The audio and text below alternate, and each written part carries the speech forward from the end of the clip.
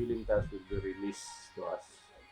And make your message, Lord, profitable to those who are planning to listen and study, Father. Make your word and claim your Isaiah 55 verse. Sa Isaiah 55, Father God, that your word does not return void, but it accomplishes His purpose. Thank you, Lord. Be with us in this prayer. Amen. Happy Hearts Day. Yeah. Not Valentine. We are not celebrating Valentine. Okay, this morning, we thank you for uh, our audience. Live po tayo sa Olivera Cares. Kindly post it. Live tayo sa Olivera Cares. Sa live and thank you. And okay na kuya? Okay. So our venue ay sa tuwing second Sunday and the last Sunday of the month. Diyan tayo sa RC Event Place, Barangay UBL San Pedro, Laguna. And may the Lord bless yung mga nasa picture na ito. Yung wala dyan ay pagpalain ng Panginoon. No? Okay, next slide. Tingnan natin. Kuya, nakikita ba? Alisin namin to. Okay lang. Okay lang. 1 Corinthians chapter 13 verse 4-8. Sabay-sabay tayong natin basahin. 1, 2, 3, begin. Love is patient. Love is kind. It does not envy. It does not boast. It is not proud. It is not dishonor others. It is not self-seeking. It is not easily angered. It keeps no record of wrongs. Love does not delight in evil, but rejoices with the truth. It always protects, always trusts, always hopes, always perseveres. Love never fails. So, bante ako. Ito lang yan, kaya hindi ako makita ko eh. Okay, that is found in the book of Corinthians chapter 13 verse 4 to 1. Last Sunday, we discussed about love. Love, kung walang pag-ibig, kung wala, ano man ang iyong ginawa, ano man yung sinabi, ano man yung pananampalataya mo, ano man yung iyong ginawa, kung wala kang pag-ibig, wala rin itong halaga. Next slide. There are two kinds of people who understand what is love. Love is not, mamaya we will discuss, that's our topic, and love is, what is love? Sa news ngayon, nakakalungkot, we cannot judge them, but it is real talk sa ating panahon ngayon. Okay, ang Philippine Star, nag-post sila na kanilang Quezon City Hall compound ay napuno ng mga 129. Hindi ko nababanggitin, baka sabihin nila na nainis tayo sa kanila, hindi natin. Another one is yung sinabi ng isang dalawang artista, different. Wala naman daw discrimination, pero makikita natin ang different perspective in the sight of the people. Si Aiza Razona, I see, she loves God and the standard. She loves yung child niya, yung kanyang anak, in God's standard. And then si Lea Salonga, she loves yung kanyang anak in mother's standard. So, okay, yung magkaiba, I'm not talking about anything. I'm talking about standard. Ang standard ng Panginoon at standard ng mother side. So, sino mas mataas? And you are the one who are analyzing it. Next slide. Okay. Ano ba yung love is not? Okay, i-discuss natin mamaya, love is not blank. I-erase natin muna yung mga hindi dapat yan. Second one is, love is patient, love is kind. Mamaya i-discuss natin yan a little bit. Wala na masyadong direct to the point tayo. Wala na masyadong illustration because we want to direct and let the Bible verse interpret ng mensahe. Kasi ngayon ay kahapon nagpunta kami ni Jera and many other people bringing flowers yun ang mahirap hindi ko alam kung sino nagbigay nito kanino ba ito binigay. Sa akin regalo ni Jaira. Salamat sa regalo. Sa dada, wala akong regalo. Joke lang. Okay. Mama, hindi talaga siya na gano'n ng flowers, pero alam niya kung ano yung gusto niya. Kaya matanggap na niya yung gusto niya i-post, sabi ko wag. Kasi love yung tinatalakay natin. Okay, next slide. Number 1. So, inalis natin muna yung mga word na love is, but love is not. Number 1. Love does not envy. Envious, Love, envieth not. By the way, ang ginamit ko dyan ay King James Version. Sabi dyan, true love does not envy. Success, gifts, talent, and possession of others. So in other words, hindi ka dapat na naiinggit na bakit si Kuya Jaja ganitong allowance, bakit si Jera parehas lang, college naman si Kuya Jaja. Yun, hindi ganoon wala ang pag-ibig, hindi naiinggit. Kasi meron tinatawag tayong true love. Ang totoong nagmamahal, hindi naiinggit. Hindi siya nagtatampurot bakit wala siyang gift. Actually, gusto kong makita ang Kuya Tim nagigitara, si Kuya Jaja ay nagdadrum, si Jaira ay sumasayaw, si Mama nagsusong lead, Kuya Tim gipsy, talent, and possession of others. Marami naiinggit, At may nabasa nga ako na nalulungkot talaga ako, nang mapakita ko doon, sabi ko, bakit ang mga nasa abroad? By the way, shout out po sa mga nasa abroad. Pagpalain kayo ng Panginoon. Alam ko, napakahirap ang buhay niyo diyan at kayo talagang mabigat yung sakripisyo niyo. Pero 90+%, ayaw kong gamitin yung salitang hindi maganda kasi love ngayon, ay lagi kayong hinihingan. Lagi kayong hinihingan, lahat, At the end of your life, 30 years ka sa abroad, ay yun. Na-envy sa iyo, meron kang ganito, at the end of your life, 60 ka na, wala nang tumutulog. So, dapat, true love does not envy. Kung nagtrabaho ko sa abroad, see to it na hindi ka lagi hinihingan, kundi ikaw ay kusang tumutulong. Yan. Shout out po sa mga nasa abroad. Pagpalain kayo ng Panginoon at kami po ay lagi nananalangin. So, unang-una, Kuya Jaja, Kuya Tim, Vera, Mama, ang true love ay hindi nag-envy. Ano ibig sabihin ng envy? Naghahangad o nainggit. Okay, next slide. Yung number 1 yan. Number 2, love is not boastful. Boasted not itself. Ibig sabihin, hindi niya tinataas yung sarili niya. Mayabang. Bago lang yung sakyan. Niya kagad. Niflex niya kagad. Bago yung ganito. Niflex niya. Wala pong mali doon. That's your blessing from God. Okay? Kung napaparangalan si God doon, pero ulitin ko, sabi dito, ang tunay na pag-ibig, it does not show off, hindi tinataas yung sarili. It maintains humility. So, dapat makita natin yung pag-ibig talaga ay may humbleness. Kaya nga kung minsan, gusto natin mag-picture na kumakain ng masasarap para i-flex doon sa FB natin, pero it insult others na walang makain. Nagpapainggit ka, nagyayabang ka. Okay. So, hindi dapat gano'n, Next. Okay. Love is not proud. Conceited. It's not puff up. True love always prefers to the other one's side.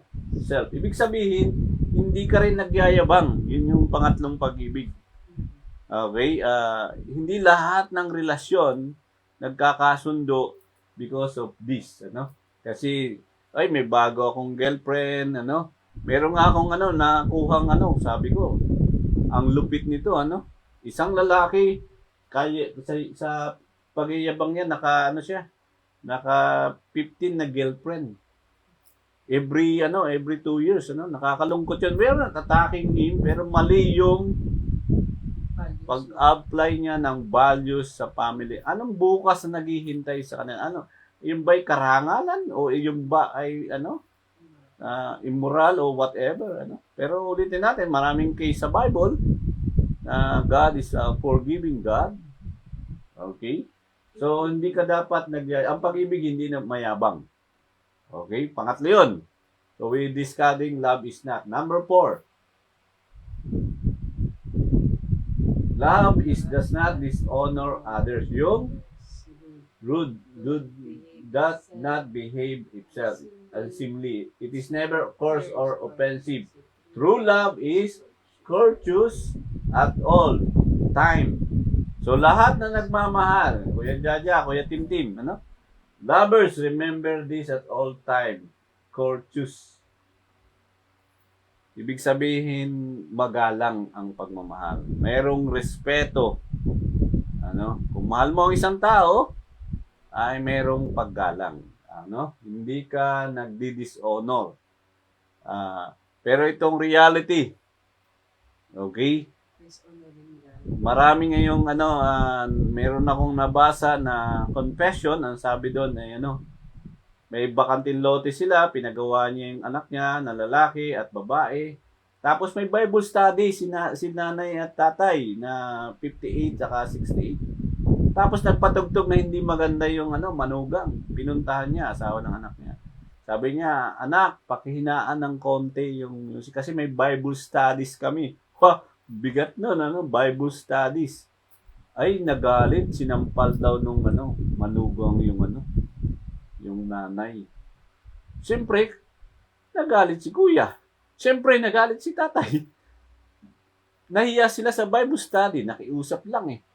Alam mo, sa galit, hindi gumanti yung nanay, hindi gumanti yung tatay.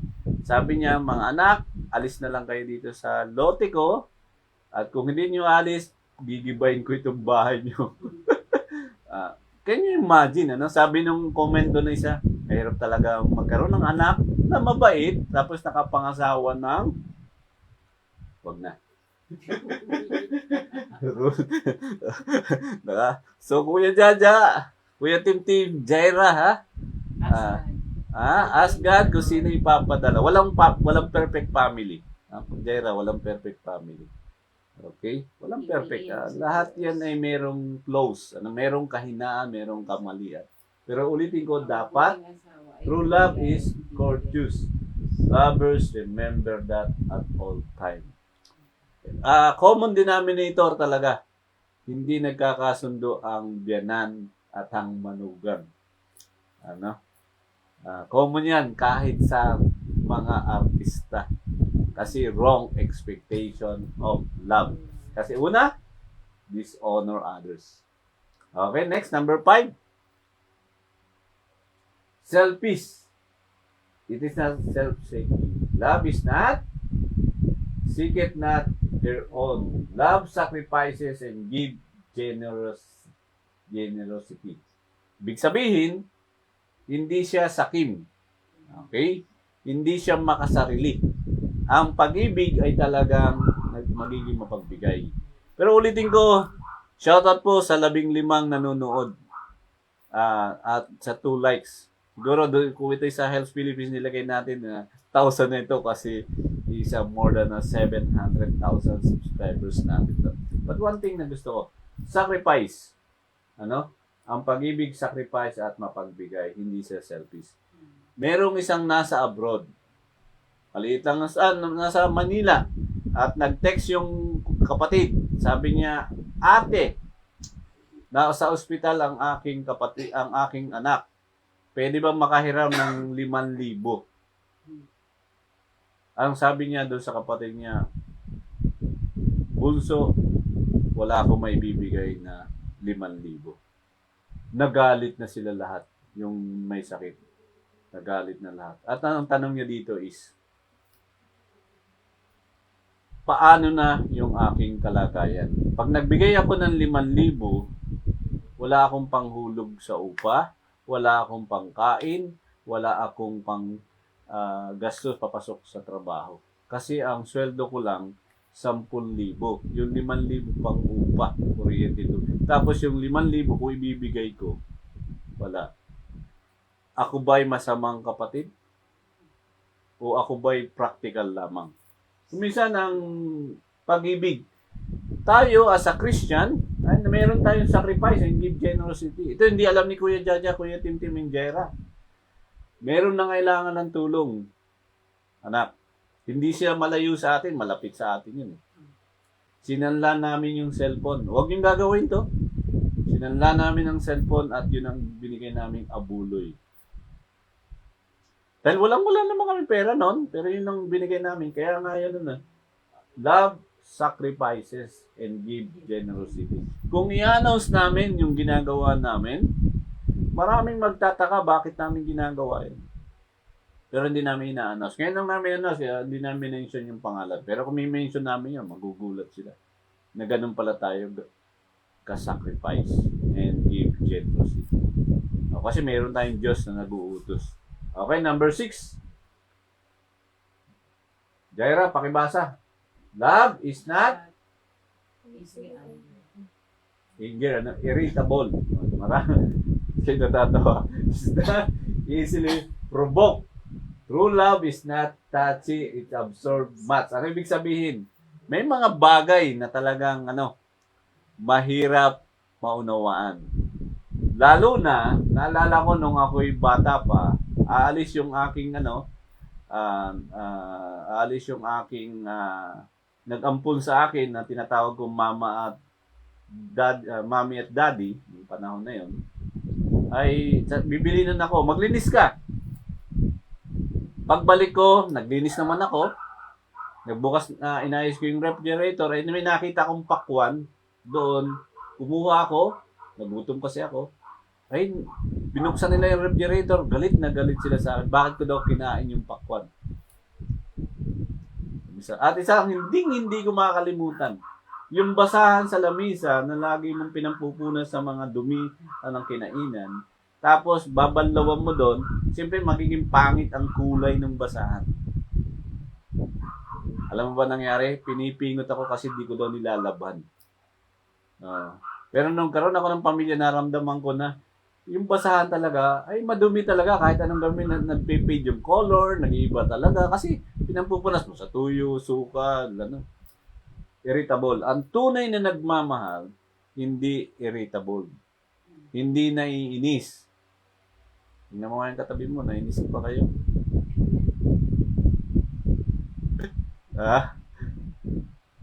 Okay ha, ang tunay na nagmamahal ay is not easily provoked. Hindi siya naiinis. Hindi siya Ngayon, grabe na ngayon. Ang provoke ngayon, nasagi mo lang ng kaunti. Hindi po nga nasagi. Hinarangan ka na. Grabe. Actually, tumaas talaga whether we like it or not yung mga hindi magaganda nangyayari. Kasi wala nang love eh. Easily na angel.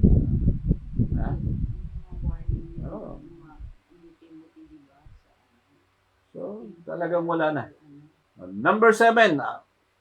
What is love? Pakibasa, Kuya Jaja. It keeps no record of wrongs. Pag binalikan pa yung 2020, pag binalikan pa yung 2017, hindi na love yun.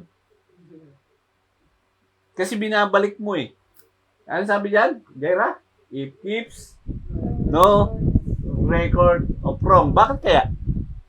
Sabi dyan, think it no evil. Censorious. Ibig sabihin, it is not critical, reproving, carping, nagging, suspicion, or blaming. Ano reproving? Hinahatulan ka na, wala pa nga nangyayari. Yun yung reproving. Carping, ano ibig sabihin ng carping? Ay talagang ka na, pinag-iisipan ka na, suspicious, nagging, pinag-ano ka na, yung love is no record. Ikaw kasi, ganyan ka kasi, Sinabi na nga sa iyo eh. Huwag kang magpupuyat eh. No record of sin. No? Wrong pala, hindi sin. Wrong kasi yan. It keeps no record of wrong. Bakit? Dapat may improvement. So, hindi siya yung nagsususpicious. may ginagawa. Jaira, gabi na. Parang gano'n. Tama ba, anak? Pero we are praying to you, Kuya Jaja, Jaira, Team. Bakit? Kasi naniniwala kami. God's answering our prayer is powerful. Not prayer itself. Yung Diyos na tumutugon ng panalangin, yun yung powerful. Kasi lahat nagpipray naman eh. Nakaluhod pa nga eh. Nakadipa pa nga eh. Ano? Hindi naman lahat na-answered yung prayer. So, hindi siya nagbi-blame. No? Ikaw kasi, kaya ka na pako. Okay, so hindi ganun, ano? Shoutout po sa 15 nanonood right now. And then, next, love is not delight in evil. Sin loving. Rejoiceth not in iniquity. True love hates and abominates sin. Ito yung mahirap nating i-apply sa atin, pero ito yung tama. Ang tao, kapag mahal na niya yung kasalanan, delikado na yun. Ano yung mga kasalanan? Yung hindi na ayon sa kalooban ng Diyos. For example, nakita natin, nagrelasyon, lalaki sa lalaki.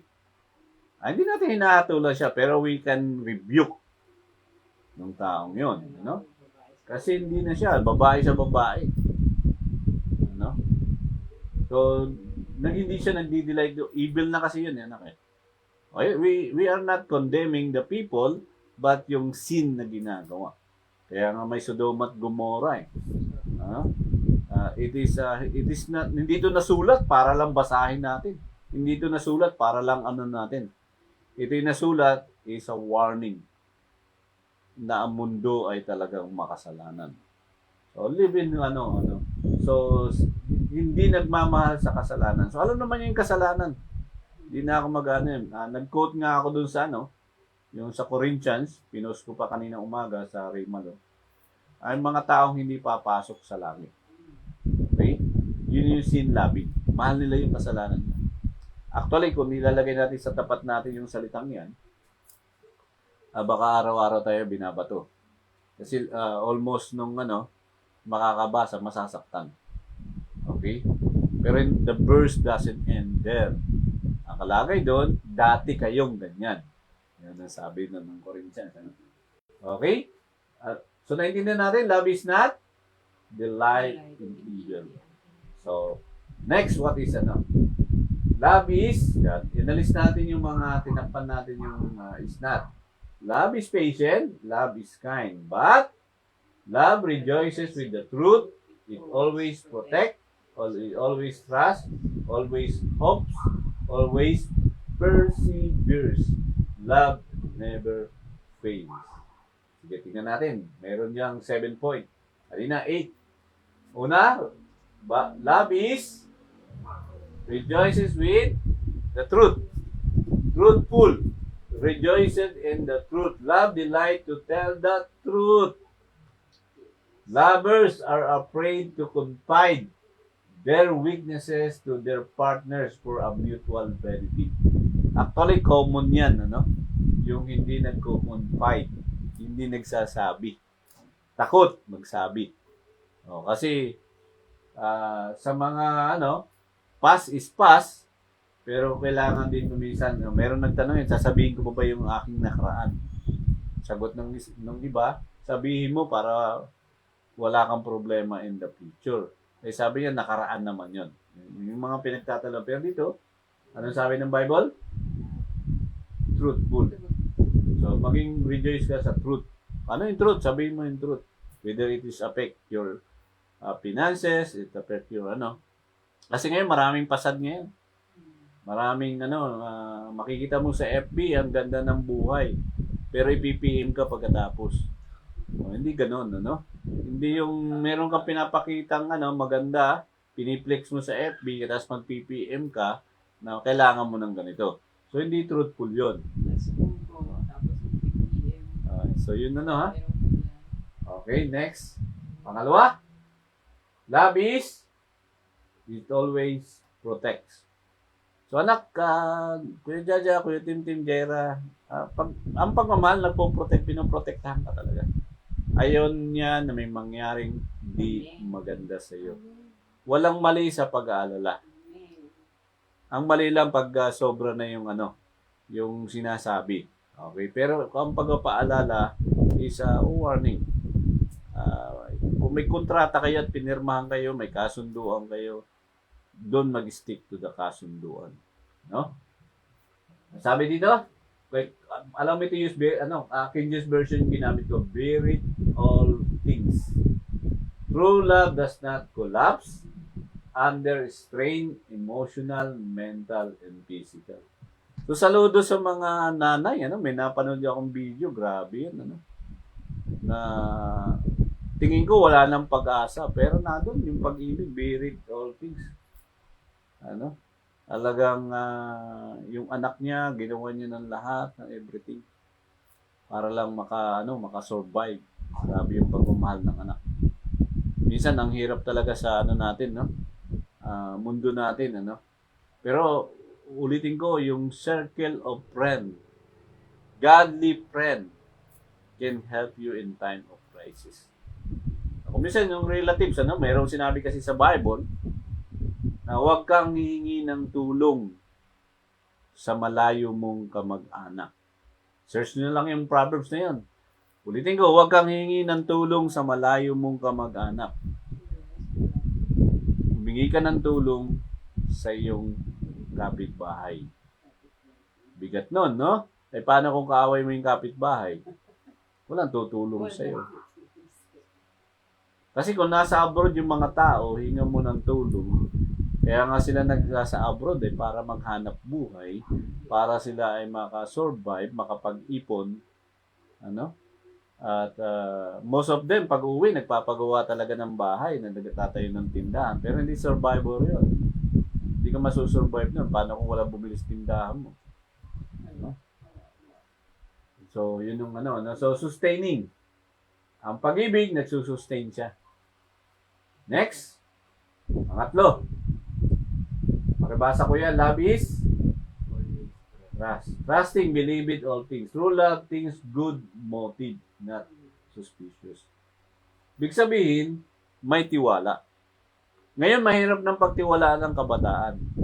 Minsan nga, na-warningin ko si Jera. Baka Jera, ginagamit niya mong pangalan mo sa mga magulang nila.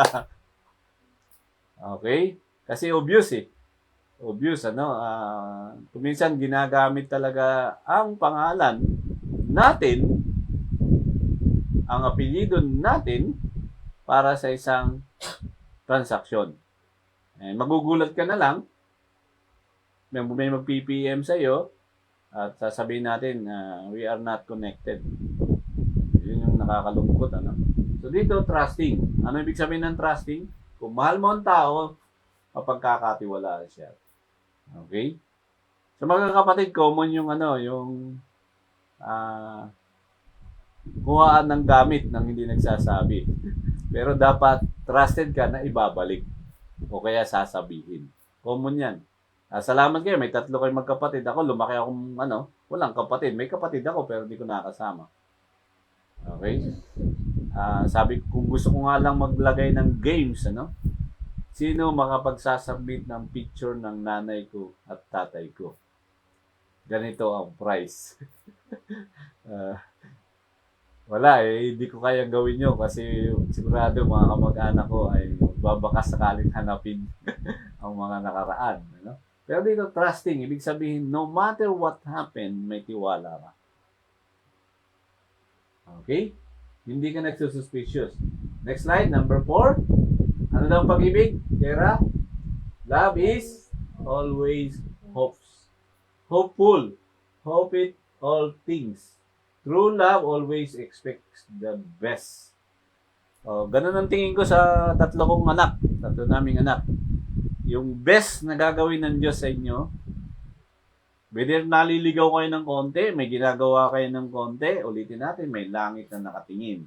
May blessed Holy Spirit na nagbabantay.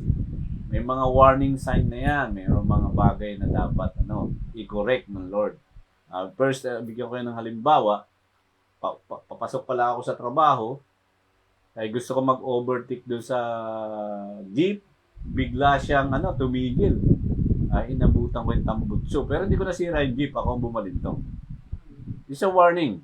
Tutuloy ba ako sa trabaho o hindi? Pero kung wala naman ng commitment, hindi ako tumuloy. At kami ni Mama, meron kaming 30 Bible study noon. Inuli kami sa Pasig.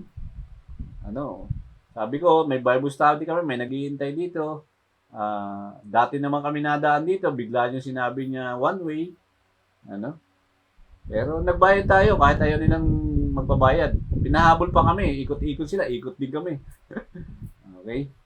Kasi alam nila na honest tayo pagdating sa ganun. So, hopeful. Tayo umaasa pa rin. Pero salamat, banggitin ko na rin to hindi ko naman inaidolo pero nakita ko yung standard niya.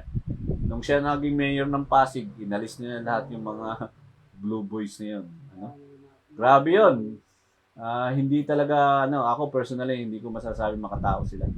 Pasig. May mga karanasan ako na nagtatago sila.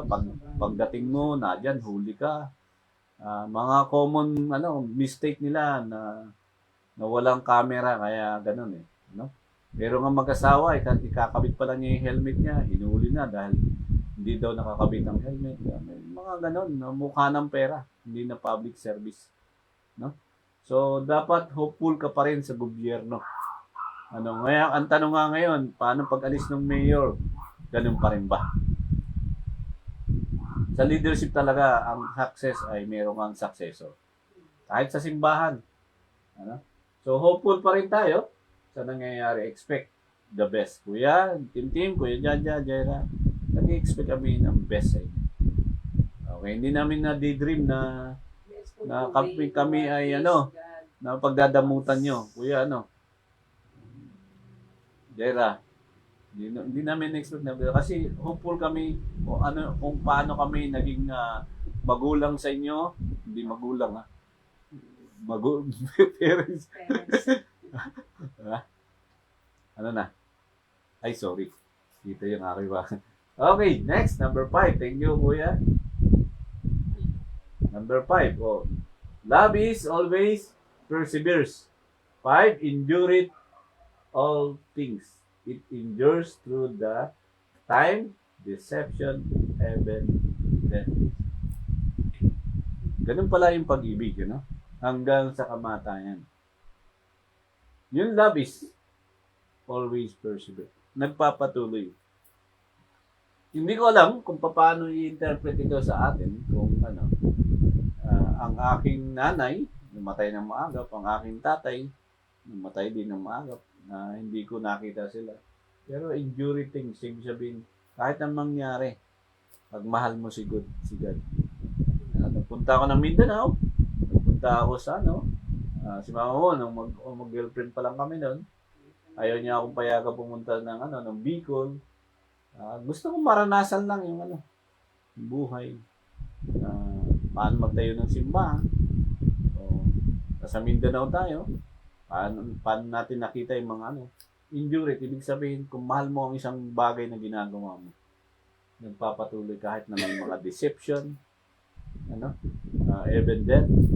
Alam mo, isang bagay na pansin ko, yung mga nangyari ng mga nag-successful na doktor, mga naging successful na engineer, mga successful na scientist na galing ng mga Pilipinas, hindi na na-mention yun. Pero magaganda ang kanilang ginawa. Hindi lang sa corporate company, hindi lang sa abroad yung mga Pilipino ito, hindi lang sa community nila may ginawa talaga sila, pero hindi na sila naalala. And the most thing na dapat natin gawin lang, hindi rin kami makikilala kung wala kang pag-ibig na mag-i-Diyos. Okay? Sapat na nungan, allow me to use that, nung hindi pa nangyari isang bagay na talagang kami well known doon sa ganung bagay. But because of the conflict, faith na ito nagkaroon na doon. Ang dami ng issues. Kasi nga, hindi na natili yung love. Hindi na natili yung love. Dito, through time, deception, nagkaroon na ng deception, and then even death. So, yun ano. Number 6, love is never fails. Successful love never faileth. This is true because Romans 8:28. Ba't ko ginamit yung cross-reference na yan? We know that in all, sabay-sabay natin basahin. And we know that in all things God's work for the good of those who love Him, who have been called according to His purpose. Ang pag-ibig sa atin ng Ama, ng Diyos, ay those who love Him have been called according. So lahat ng nangyayari sa atin, negative man yan, o positive man yan, magaganda man yan o hindi maganda. And we know that in all things, ibig sabihin lahat ng bagay may process. Remember Elijah. Remember Apostle Paul. Remember Joseph. Lahat may process. All things work together for good. Because our God is good. Kasi pag mabuti ang Diyos, hindi mo siya pag-iisipan. Kasi God siya. He is all-knowing God. Naalala ko, nung ako ay masuwayin sa Panginoon, pero meron na akong trust sa Panginoon kasi nagbabiyahe kami ng hindi magandang mga isda, dinadala sa Malabon. Nung tutukan ako ng M16 sa ulo, doon ko naalala, God protected me. Hindi ako faithful kay God that time. Hindi nga ako faithful manalangin, pero faithful ako magbasa ng Bible that time. Nagbabasa talaga ako ng Bible. Meron akong pocket Bible that time. Kasi may seed na sa akin. I'm longing to God's Word. I'm longing to pray. I'm longing to love Him. Sabi niya, love never faileth. Ibig sabihin, yung seed na tinanggap ng pag-ibig sa Diyos, hindi yan mabibigo. Gagawa yan para sa last, but at the least, shout out po sa 3 nag-like, yung 14. Pakibasa, love is patient, love is kind. Paano kaya natin i-explain yan?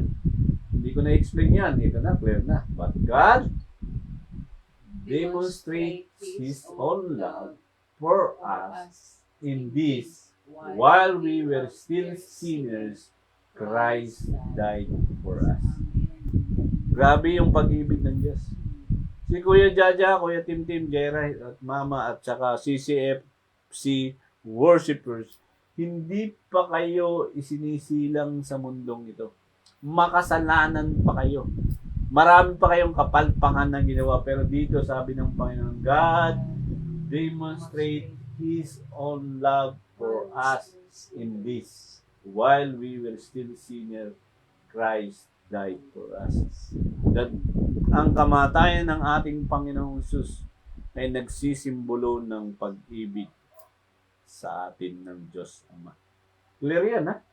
We were still sinners. Hindi pa tayo gumagawa ng mabuti. Hindi pa tayo nagpapatuloy na maglingkod sa Diyos. Hindi pa tayo faithful, pero si Jesus Christ died for us kasi He demonstrated His own love. Mahal ka ng Panginoon. Yan ang standard dapat ng pag-ibig. Hindi feeling, commitment. Commitment to serve God, commitment to love God. Binanggit ko doon, di ba? Commitment to the righteousness of God. Importante yun. The family, seeking God's presence, stay faithful to God. Kung ikaw nagsisi ka kay God lagi, mahal mo si God, iniibig mo si God na may katapatan, mananatili ka sa presensya niya. Mga kapatid, CCFC workers, worshipers, I want to share with you this kind of message. Sa Romans chapter 5 verse 8, mahal ka ng Panginoon. Ang pag-ibig na yan ay binigay niya sa atin nung tayo'y makasasala. 2,000 years ago, namatay si Kristo para sa ating kasalanan. Anong ibig sabihin nito? Jesus Christ died on the cross of Calvary para sa iyo. Sa totoo lang, ikaw dapat ipako dun. Sa totoo lang, ako dapat ang ipako dun. Lahat tayo dapat ang ipako. Pero kahit na tayo ipako, ito lang katotohanan. Kahit tayo ipako, di pa rin natin mababayaran yung kasalanan natin. It is only the death of Jesus Christ, yung kabayaran ng kasalanan ay kamatayan. Lahat tayo, kahit anong gawin natin, papako pa tayo 10 times, hindi mababayaran yung kasalanan natin. Because may tatlong ang kasalanan, sin, iniquities, transgression. Saan ka makakalusot dun? No? Pero dito sinabi ng Panginoon, God demonstrate His own love for us in this, while we were still sinners, Christ died. Someone na hindi naman natin siya minahal. Hindi naman natin siya pinahalagan, pero died for us because God loved us. Itong hindi kayang unawain ng marami. Pagpipilitan nila si Kristo, tao lang. Si Kristo, ganito lang. Si Kristo, ganito lang. You cannot experience God's love without Jesus Christ. You cannot serve God without Jesus Christ. You cannot love God without Jesus Christ. That's a solemn truth. Ano yung sinasabi ng Bible? Sige, sabihin na natin. Maraming founder ng mga religious. All of them died. Decayed na sila ngayon, bulok na. But only Jesus Christ died and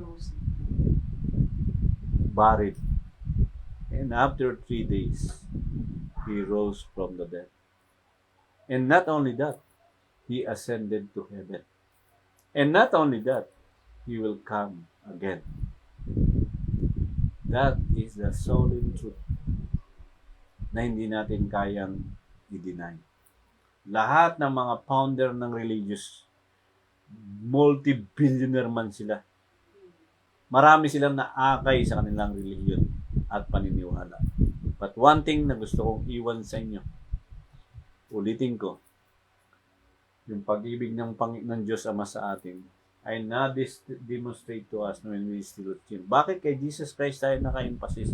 Bakit kay Jesus Christ ang ating pinapahalagan? Only Jesus Christ, ulitin ko, died at the cross of Calvary. Buried and after 3 days, He resurrected. And after resurrection, He ascended to heaven. And after He ascended, Revelation chapter 22, verse 12 and 13, He will be coming back to bring reward to those who are faithful to Him. And not only, in-emphasis niya doon, babalik ako dahil ako ang Alpha and Omega. Sabihin natin, marami natin tayong doktrina. Ganito lang pinaka-the best doctrine na nalaman ko. Ang ating Panginoong Hesus, isinilang, nangaral, namatay sa krus ng Kalbaryo, inilibing, and pangatlong araw, muling nabuhay, at umakyat sa langit, at babalik. This is the greatest love ng ating Diyos Ama sa langit. Let us bow our head. Father God, ang mundong ito ay iba na, Panginoon. Iba na ang pag-ibig. They value things rather than valuing God. They value their feelings rather than the standard of God. They value everything, but they forgot the value of the great love ng aming Diyos Ama sa langit. Jesus died on the cross of Calvary because He loved us. He resurrected after 3 days, symbolized that His promise to us will never fail. He will return. Lord, sabi sa katapusan ng talata ng Revelation, Panginoon, Maranatha, bumalik ka na, Panginoon. At nawa matagpuan mo po ang CCFC worshipers, ang tatlo naming anak, si Mama at ako, Panginoon. Matagpuan mo kaming tapat dahil sa pag-ibig mo. Hindi dahil sa aming nagawa, hindi dahil sa dakila mong pag-ibig sa amin. Pagpalain mo po ang mga nanood, pagpalain mo po ang mga nakinig, and we claim your promise in the book of Isaiah that your word will not void but it accomplish everything. Commit everything to you, Lord, in Jesus we pray. Amen. Panguli na lang.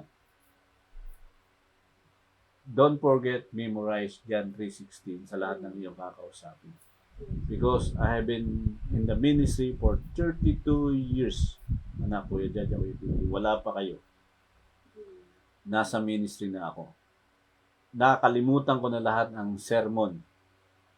Nakalimutan ko na lahat ang mga Sunday school lesson. Nakalimutan ko na lahat ang mga nangyari. Pero one thing na hindi ko makalimutan, yung pag-ibig ng Diyos Ama through Jesus Christ. Never forget that God loves us through His Son, Jesus Christ. Magandang umaga, and God bless you. Lapakan natin, Panginoon. Thank you. Okay, we are waiting for the music, pero dahil nga music yan, kailan tuloy natin na. Okay? Kasi mahalaga po na tayo ay magbigay ng parangal sa Panginoon. Alam niyo po, ang pinaka-the best na gusto kong iwan sa inyo, maganda po kayo ng best gift sa ating Panginoon ngayong araw ng mga puso.